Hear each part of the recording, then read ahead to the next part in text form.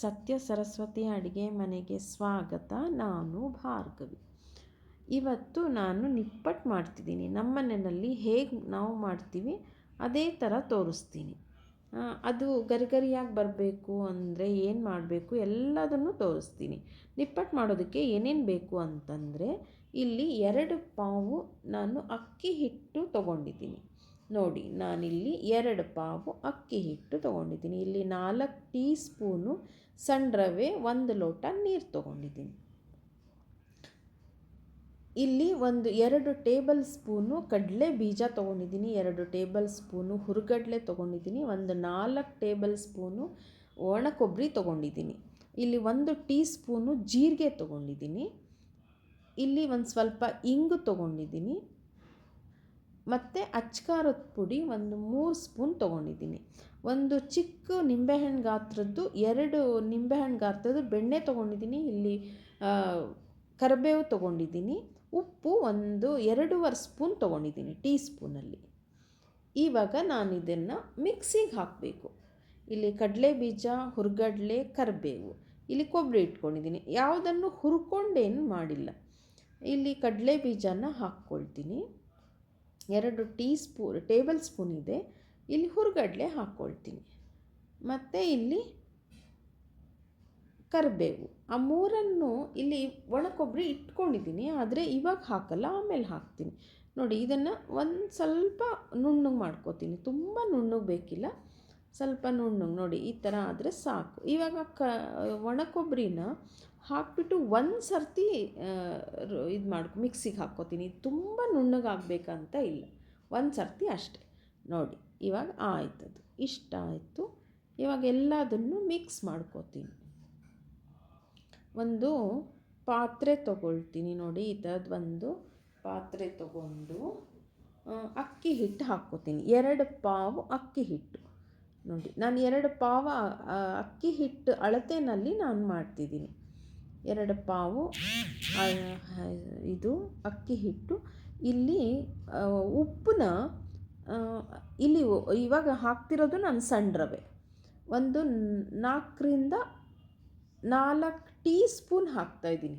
4 tea spoon ಸಣ್ಣ ರವೆ, 4 tea spoon. ಇಲ್ಲಿ ಅಚ್ಕಾರದ ಪುಡಿ. ನೋಡಿ, ಖಾರ ನೀವು ಹೇಗೆ ತಿಂತೀರ ಅನ್ನೋದ್ರ ಮೇಲೆ ನೀವು ಹಾಕ್ಕೊಳ್ಬೋದು. ಇವಾಗ ನಾನು ಹಾಕ್ತಿರೋದು 4.25 ಸ್ಪೂನ್ ಹಾಕ್ತಾಯಿದ್ದೀನಿ. ಅಂದರೆ 2.25 ಸ್ಪೂನ್ ಬೀಳುತ್ತೆ. ಅಂದರೆ ನಿಮ್ಮ ಖಾರ ನೀವು ಹೇಗೆ ತಿಂತೀರ ಹಾಗೆ ಹಾಕ್ಕೋಬೋದು. ಕೆಲವರು ಕಮ್ಮಿ ತಿಂತಾರೆ, ಆವಾಗ ಕಮ್ಮಿ ಹಾಕೋದು. ನೋಡಿ, ನಾನು ಉಪ್ಪು ಮಾತ್ರ ನಿಮಗೆ 2.25 ಸ್ಪೂನ್ ಅಷ್ಟೇ ಹಾಕಿರೋದು, ಅದಕ್ಕಿಂತ ಜಾಸ್ತಿ ಹಾಕಿಲ್ಲ. ಇದು ಉಪ್ಪು ಜಾಸ್ತಿ ಆಗಿಬಿಡುತ್ತೆ. ಇಲ್ಲಿ ಜೀರಿಗೆನ 1 ಟೀ ಸ್ಪೂನ್ ತೊಗೊಂಡಿದ್ದೀನಿ, ಅಂದರೆ 1 ಪಾವಿಗೆ ಅರ್ಧ ಟೀ ಸ್ಪೂನ್ ನನ್ನ ಲೆಕ್ಕದಲ್ಲಿ. ನೋಡಿ, ಅದನ್ನು ಸ್ವಲ್ಪ ಉಜ್ಜಿ ಹಾಕ್ತೀನಿ. ನಾನು ಮಿಕ್ಸಿಗೆ ಹಾಕಿಲ್ಲ, ಉಜ್ಜಿ ಹಾಕ್ತೀನಿ ಸಾಕು. ಕೈಯಲ್ಲಿ ಹಿಂಗೆ ಮಾಡಿ ಇಂಗು, ಇದು ಒಂಥರ ಪೇಸ್ಟ್ ಹಿಂಗದು, ಹಾಗಾಗಿ ಅದನ್ನು ಹಾಕ್ತೀನಿ. ನಾನು ಕೈಯಲ್ಲಿ ಆಮೇಲೆ ಅದನ್ನೆಲ್ಲ ಮಾಡಿ. ನೋಡಿ, ಆ ಹಿಟ್ಟನ್ನೇ ಒಂದು ಸ್ವಲ್ಪ ತೊಗೊಂಡು ಅದಕ್ಕೆ ಹಾಕ್ತೀನಿ. ಕೈಯಲ್ಲಿ ಕಲಿಸ್ತೀವಿ, ಎಲ್ಲದನ್ನು ನೀಟಾಗಿ ಕಲಿಸ್ತೀನಿ. ಇವಾಗ ಆಯಿತು, ಇಂಗು ಆಯಿತು. ಯಾವುದು ಜಾಸ್ತಿ ಇರಬಾರ್ದು, ನಿಮಗೆ ತುಂಬ ಜಾಸ್ತಿ ಇದ್ದರೂ ಚೆನ್ನಾಗಿರಲ್ಲ. ಹಾಗಾಗಿ ನೋಡಿ, ಇವಾಗ ಒಂದು ಚಿಕ್ಕ ಗಾತ್ರದ ನಿಂಬೆಹಣ್ಣು, 1 ಪಾವಿಗೆ ಒಂದು ಚಿಕ್ಕ ಗಾತ್ರದ್ದು ಇದು ಬೆಣ್ಣೆ, ಒಂದು ಪುಟ್ಟು ನಿಂಬೆಹಣ್ಣು ಗಾತ್ರದ್ದು ಬೆಣ್ಣೆ ಹಾಕ್ಕೊಳ್ತಿದ್ದೀನಿ. ಬೆಣ್ಣೆ ಜಾಸ್ತಿ ಆದರೂ ನೀವು ಮಾಡೋವಾಗ ಕಷ್ಟ ಆಗಿಬಿಡುತ್ತೆ. ಹಾಗಾಗಿ ಇಷ್ಟು ಹಾಕ್ಕೊಂಡ್ರೆ ಇವಾಗ ಸರಿ ಇದೆ. ನಿಪ್ಪಟ್ಟಿಗೆ ಇಷ್ಟೇ ಸಾಕು. ಇವಾಗ ರುಬ್ಬಿರೋದನ್ನೆಲ್ಲ ಹಾಕ್ತಿದ್ದೀನಿ. ನೋಡಿ, ನಾನೆಲ್ಲ ಹುರುಗಡಲೆ, ಕಡಲೆ ಬೀಜ ಎಲ್ಲ ಅಂದರೆ ಮಿಕ್ಸಿಗೆ ಹಾಕ್ಕೊಂಡಿದ್ನಲ್ಲ. ನೋಡಿ, ಎಲ್ಲದನ್ನು ಇವಾಗ ಕೈಯಲ್ಲಿ ಮಿಕ್ಸ್ ಮಾಡ್ತೀನಿ. ಅಂದರೆ ಮೊದಲು ನೀರು ಹಾಕೋಕ್ಕೆ ಮುಂಚೆ ಕೈಯಲ್ಲಿ ಚೆನ್ನಾಗಿ ಮಿಕ್ಸ್ ಮಾಡಬೇಕು. ನಿಮಗೆ ಉಪ್ಪು ಹಾಕಿರ್ತೀವಿ, ಅಚ್ಕಾರದ ಪುಡಿ, ಎಲ್ಲದ್ರ ಜೊತೆಯಲ್ಲೂ ಮಿಕ್ಸ್ ಆಗಬೇಕು. ಜೀರಿಗೆ ಎಲ್ಲದನ್ನು ಆ ಥರ ಮಾಡ್ಕೋಬೇಕು. ನೋಡಿ, ಚೆನ್ನಾಗಿ ಅದನ್ನು ಮಿಕ್ಸ್ ಮಾಡ್ಕೊಳ್ತೀನಿ. ನೋಡಿ, ಚೆನ್ನಾಗಿ ಕೈಯಲ್ಲೇ ಕಲಿಸ್ಬೇಕು ಚೆನ್ನಾಗಿ. ನೋಡಿ, ಒಂದು ಹೀಗೆ ಪಿಡ್ಚೆ ಮಾಡಿದಾಗ ಅದು ಒಂಥರ ಇದಾಗುತ್ತೆ, ಆ ಥರ ಆಗುತ್ತದು, ಸಾಕೋದು. ಇವಾಗ ನಾನು ನೀರು ತೊಗೊಂಡು ಒಂದು ಸ್ವಲ್ಪ ನೀರು ಹಾಕ್ಕೊಂಡು ಕಲಿಸ್ಕೋತೀನಿ. ಒಂದೇ ಸರ್ತಿ ನಾನು ನೀರು ಹಾಕೊಳ್ಳೋಲ್ಲ ನಾನು, ಏಕೆಂದರೆ ಅದು ಎಲ್ಲ ಕೂಡ್ಕೋಬೇಕು. ನಿಮಗೆ ನಾವು ಕಲಿಸೋದು ಎಲ್ಲೋ ಒಂದು ಕಡೆ ಉಪ್ಪು ಹೋಗಿ ಸೇರ್ಕೊಳ್ಳೋದು, ಇಲ್ಲ ಬರೀ ಆ ಖಾರ ಹೀಗೆಲ್ಲ ಆಗುತ್ತೆ. ಹಾಗಾಗಿ ನಾವು ಕೈಯಲ್ಲಿ ಚೆನ್ನಾಗಿ ಕಲಿಸಿದಾಗ ಅದು ಎಲ್ಲ ಕಡೆಗೂ ಮಿಕ್ಸ್ ಆಗುತ್ತೆ. ನಾನು ಸ್ವಲ್ಪ ಸ್ವಲ್ಪ ನೀರು ಹಾಕ್ಕೊಂಡು ಕಲಿಸ್ಕೊಳ್ತೀನಿ. ಇವಾಗ ನಾನು ಒಂದು ಪಾವು ಅಕ್ಕಿ ಹಿಟ್ಟು ತೊಗೊಂಡ್ರೆ ನಿಮಗೆ ಅರ್ಧಕ್ಕಿಂತ ಇನ್ನೊಂದು ಸ್ವಲ್ಪ ಕಡಿಮೆ ನೀರು ಇಟ್ಕೊಂಡ್ರೆ ಸಾಕಾಗುತ್ತೆ. ಹಾಗಾಗಿ ನಾನು 1 ಲೋಟ ನೀರು ಇಟ್ಕೊಂಡಿದ್ದೀನಿ. ಆ ನೀರು ತುಂಬ ನೀರಾಗಿ ಕಲಿಸ್ಕೊಂಡ್ರೂ ನಿಪ್ಪಟ್ಟು ಚೆನ್ನಾಗಿ ಬರಲ್ಲ. ತುಂಬ ಗಟ್ಟಿಯಾಗೇ ಕಲಿಸ್ಕೋಬೇಕು. ಅದು ಚೆನ್ನಾಗಿ ಟೈಮ್ ಹಿಡಿಯುತ್ತೆ. ಅರ್ಜೆಂಟಲ್ಲಿ ನಾವು ಮಾಡಿಬಿಡ್ತೀವಿ ಅಂದರೆ ನೀರು ಹಾಕ್ಕೋತೀವಿ, ಇದು ಕರಿಯಕ್ಕೆ ಹೋಯ್ತಂದರೆ ಅದು ಮೆತ್ತಗಾಗ್ಬಿಡುತ್ತೆ. ಆ ಥರ ನಿಪ್ಪಟ್ಟು ಯಾವತ್ತೂ ಗರಿಗರಿಯಾಗಿರಬೇಕು, ಚೆನ್ನಾಗಿರುತ್ತೆ. ಗರಿ ಇದ್ರೇ ಚೆಂದ. ನೋಡಿ ಎಷ್ಟು ಗಟ್ಟಿ ಕಲಿಸ್ಕೊಂಡಿದ್ದೀನಿ. ಚೆನ್ನಾಗಿ ಇದನ್ನು ಹಿಟ್ಟನ್ನು ಕಲಿಸ್ಕೊಳ್ತಿದ್ದೀನಿ. ಇದು ಕಲಿಸೋದು ಸರಿಯಾಗಿ ಕಲಿಸ್ಬೇಕು. ನೋಡಿ 2 ಪಾವು ಅಕ್ಕಿ ಹಿಟ್ಟಲ್ಲಿ ನಾನು ಮಾಡ್ತಿರೋದು ನಿಪ್ಪಟ್ಟನ್ನ. ನೋಡಿ ನಾನು ತೋರಿಸ್ತಿದ್ದೀನಿ. ನೋಡಿ ಇಷ್ಟು ಗಟ್ಟಿ ಇರಬೇಕು. ತುಂಬ ಗಟ್ಟಿ ಅಂದರೆ ನಾವು ಲಟ್ಸೋದಕ್ಕೂ ಆಗದೇ ಇರೋ ಥರ ಅಷ್ಟೇ ಗಟ್ಟಿ ಅಲ್ಲ. ಇಷ್ಟು ಗಟ್ಟಿ ಇದ್ದರೆ ನಿಮಗೆ ಕರೆದಾಗ ಗರಿಯಾಗಿರುತ್ತೆ ನಿಪ್ಪಟ್ಟು. ಹಾಗಾಗಿ ಇದು ಈ ಥರನೇ ಕಲಿಸ್ಕೋಬೇಕು.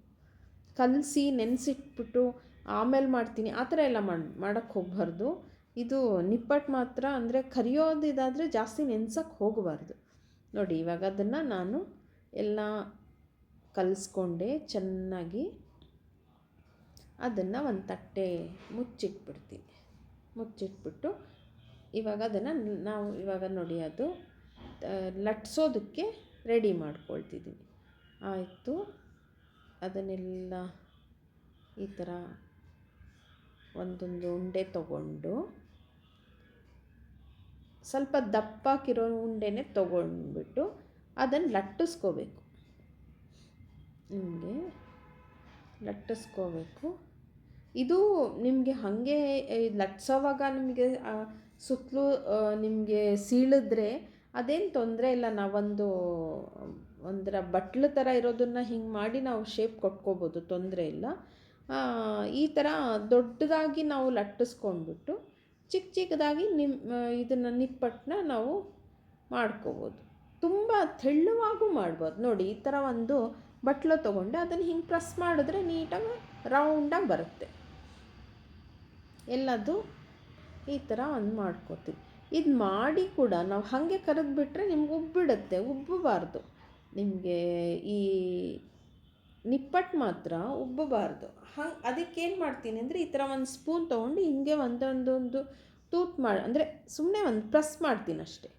ಅದು ಆವಾಗ ನಾವು ನಿಪ್ಪಟ್ಟು ಹಾಕಿದಾಗ ಅದು ಉಬ್ಬಲ್ಲ, ನಿಮಗೆ ಗರಿಗರಿಯಾಗಿ ಚೆನ್ನಾಗಿರುತ್ತೆ. ಈ ಥರನೇ ನಾನು ನೋಡಿ ಒಂದು ಕಡೆಗೆ ತೆಕ್ಕೋತೀನಿ, ತೋರಿಸ್ತಿದ್ದೀನಲ್ಲ ಈ ಥರ. ತುಂಬ ತೆಳ್ಳಗೂ ಇಲ್ಲ, ತುಂಬ ದಪ್ಪನೂ ಇಲ್ಲ, ಮೀಡಿಯಮ್ ಆಗಿದೆ. ನೋಡಿ ಎಲ್ಲದು ನಾನು ಈ ಥರ ಒಂದು ಲಟ್ಸಿಟ್ಕೊಂಡಿದ್ದೀನಿ. ಇವಾಗ ಕರಿಯೋಣ. ಎಣ್ಣೆ ಹಾಕಿದ್ದೀನಿ ಒಂದು ದಪ್ಪಕ್ಕಿರೋ ಒಂದು ಬಾಣಲೆಗೆ. ಇವಾಗ ಸ್ಟವ್ ಆನ್ ಮಾಡ್ಕೋತೀನಿ. ಒಂದು ಮೀಡಿಯಮ್ ಉರಿನಲ್ಲೇ ಇಟ್ಕೊಂಡು ಅದು ಕಾಯಲಿ, ಎಣ್ಣೆ ಕಾಯಲಿ. ಕಾದಿದೆ ನೋಡಿ. ಇವಾಗ ನಾನು ಹಾಕ್ತೀನಿ. ನಿಧಾನಕ್ಕೆ ಹಾಕಬೇಕು, ಎಣ್ಣೆ ಅಲ್ವಾ, ಹುಷಾರಾಗಿ ಹಾಕಬೇಕು. ಇವಾಗ ಅದನ್ನು ಕರಿತೀನಿ. ಅಂದರೆ ಮೀಡಿಯಮ್ ಉರಿನಲ್ಲೇ ಕರಿಬೇಕು. ಸ್ವಲ್ಪ ಕಡಿಮೆ ಇದ್ದರೂ ಪರವಾಗಿಲ್ಲ. ಜೋರು ಉರಿ ಮಾಡಿಬಿಟ್ರೆ ಏನಾಗುತ್ತೆ, ಮೇಲೆ ಎಲ್ಲ ಆಗಿರುತ್ತೆ, ಕಪ್ಪಾಗಿಬಿಡುತ್ತೆ, ಚೆನ್ನಾಗಿರಲ್ಲ, ನೋಡೋಕ್ಕೂ ಚೆನ್ನಾಗಿರಲ್ಲ, ತಿನ್ನೋಕ್ಕೂ ಚೆನ್ನಾಗಿರಲ್ಲ. ಕಮ್ಮಿ ಉರಿನಲ್ಲೇ ನಿಧಾನಕ್ಕೆ ಕರಿಬೇಕು. ನೋಡಿ ಎಷ್ಟು ಚೆನ್ನಾಗಾಗಿದೆ, ನೋಡೋಕ್ಕೂ ಚೆನ್ನಾಗಿರುತ್ತೆ. ಈ ಥರ ಒಂದು ಲಟ್ಟಿಸ್ಬಿಟ್ಟು ಒಂದು ಬೌಲ್ ತೊಗೊಂಡು ನಾವು ಒಂದು ಮುಚ್ಚಳ ಇರುತ್ತೋ ಯಾವುದಾದ್ರೂ ರೌಂಡ್ ಶೇಪ್ ಕೊಟ್ಟರೆ ನೋಡೋಕ್ಕೂ, ಅಂದರೆ ಯಾವತ್ತೂ ನಾವು ಏನೇ ಮಾಡಿದ್ರೂ ಅದು ನೋಡೋಕ್ಕೂ ಚೆನ್ನಾಗಿರಬೇಕು.